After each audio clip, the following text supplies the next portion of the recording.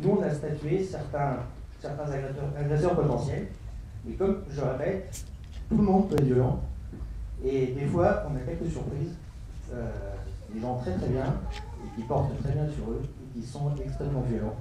La communication, il faut savoir qu'on n'a pas tout le temps des agressions physiques qui se terminent physiquement, hein, et que la plupart du temps, on arrive quand même à régler la situation avec un peu de discussion.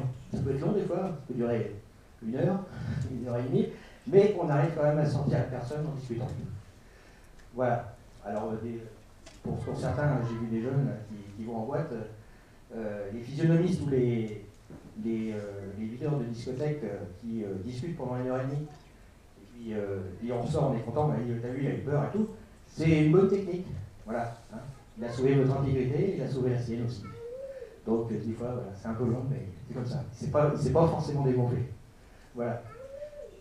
Donc, l'apprentissage de son environnement, donc ça, en arts martiaux, vous le connaissez aussi, hein, le positionnement, la façon de se positionner, la distance, le cercle de sécurité. La prise de conscience de la réalité d'une agression. Donc, il faut savoir que dans une agression, il n'y a que l'agent de sécurité qui a un code de déontologie. Celui qui est en face, il n'a pas de règles, il n'a pas de code, il a le sien, c'est tout. Hein, donc on n'est plus sur un tatami, on n'est plus avec un arbitre qui dit c'est bon, c'est pas bon. Et puis même si nous on se dit on va faire comme ça, on va faire comme ci, ben c'est pas forcément évident parce que justement la personne en face, lui, il n'a pas de règles. Hein, donc il faut de temps en temps improviser. Ça entraîne d'autres violences, hein, ça entraîne aussi certaines personnes, donc il faut essayer de calmer le jeu de la foule, calmer le jeu de la situation, accompagner les victimes s'il y en a, et puis voilà, faire les démarches judiciaires, sanitaires. Donc, je vais dire, pour donner un exemple d'une sécurisation comme là, c'est une sécurisation par exemple de la foire de Tours. C'est pas pour être optimiste, hein, mais c'est vraiment le vécu. Sur 10 jours de foire, on fait 138 interpellations violentes. Je m'attendais à une intervention de nature différente et je dois dire que je suis agréablement surpris et que quand vous dites que ce que vous dites est terre à terre, je trouve qu'il y a dans le contenu même de votre intervention et dans ce qu'on peut entendre, au-delà du mot que vous évoquez, des valeurs aussi qui sont d'ordre humaniste.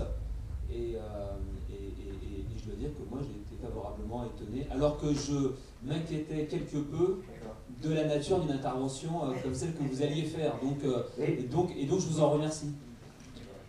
On est parti d'arts martiaux. En fait, on n'est plus là-dedans, hein, majoritairement. On est parti sur... maintenant, on a fait le choix d'une société policée, c'est-à-dire qu'on se reporte vers l'institution, vers la société pour régler nos... On n'a pas d'armes sur soi, on n'est pas à la loi du talion, etc. etc. Donc, il faut accepter ça.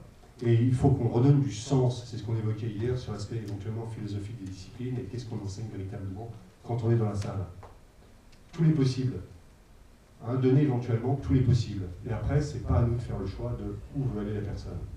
Amener la personne idéalement vers l'autonomie. Bon, là, c'est une déclaration d'intention, hein, c'est ce que je prône. Une forme d'humanisme à l'intérieur de la pratique des arts martiaux, puisque je ne vise absolument pas ni à la compétition, ni à certaines formes de violence. Nos disciplines peuvent participer largement à cette éducation, parce qu'on est hors temps. On dit bien aux gens avec le moxo, etc., vous êtes dans une phase bien particulière, dans un lieu qui s'appelle un dojo bien particulier, et vous êtes dans un état, la tenue, votre façon de vous comporter, la règle sociale, le senpai, etc., dans un lieu qui est autre. Et ce lieu autre, c'est une facilité qu'ont les arts martiaux. Il faut qu'on les préserve. C'est juste hier, on parlait de... C'est Henri Play qui évoquait Henri Laborie, une citation de sa part.